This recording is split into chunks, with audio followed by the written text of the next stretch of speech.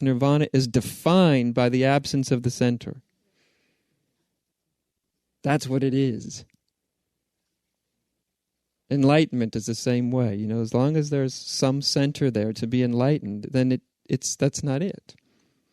Lots of great things can happen to the center. But reality really isn't one of them. So I think part of something as simple as meditation, spirituality in general, is at some point it's very useful to start to see, how is this center? Is this, number one, is this center actually dominating my life? Life in general, but also specifically, is it dominating my spiritual life? It's a very difficult thing to ask, to really look into. Not to believe it because someone like me says it. That's irrelevant.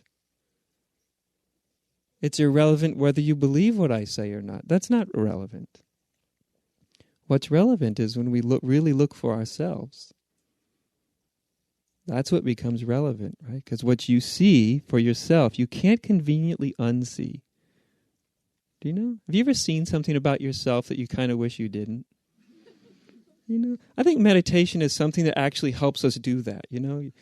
You sit in a room quietly, and certainly initially, and maybe for a long time, you see things you kind of like really don't want to see, you know. You see your mind is chaotic, and you see you really don't have the control you'd like to have about it. You see that tries you might to be spiritual, there's attacks of deep unspirituality that runs through you, you know. Attempts to be compassionate and nice and loving. There's actually great violence inside, you know, that can... Do you know what I mean?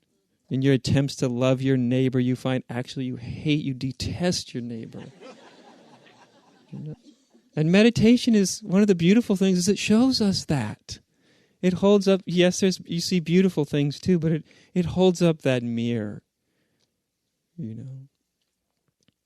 That's a beautiful thing about it too. I actually kind of wonder what kind of meditation that mirror in some sense is held up, you know.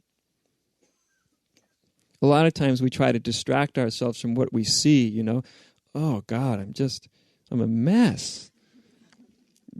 Give me a different mantra, you know. If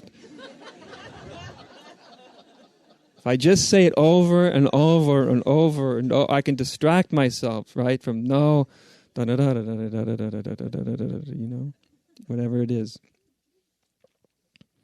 I don't want to see that. But meditation is like that mirror. You see, oh, wow.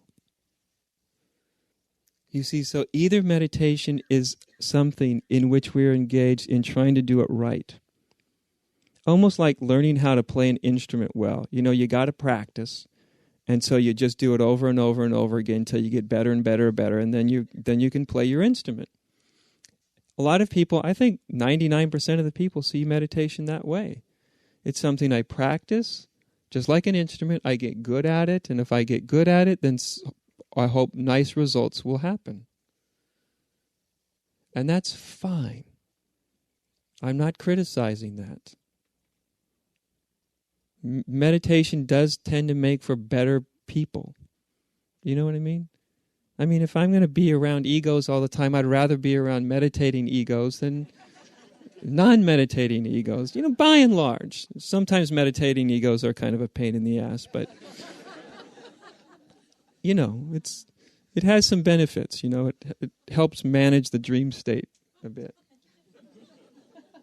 It does, and I don't say that it simply as a joke. It does. It sort of dampens the chaos that people feel internally and also physically as well.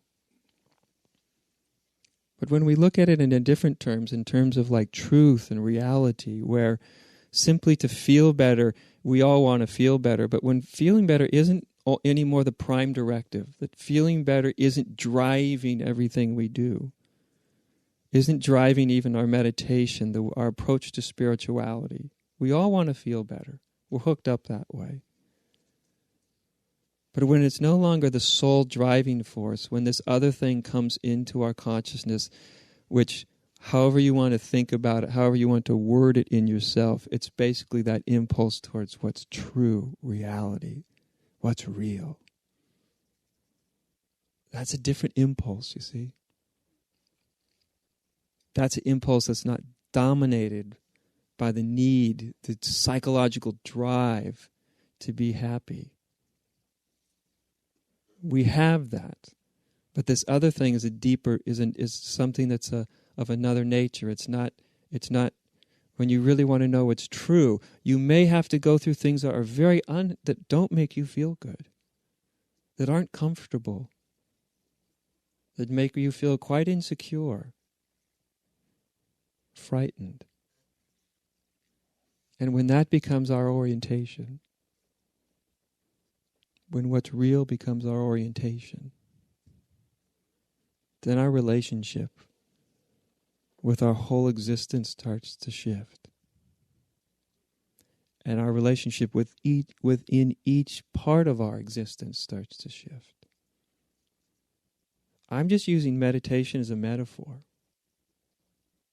What I'm really talking about is one's relationship with all of life.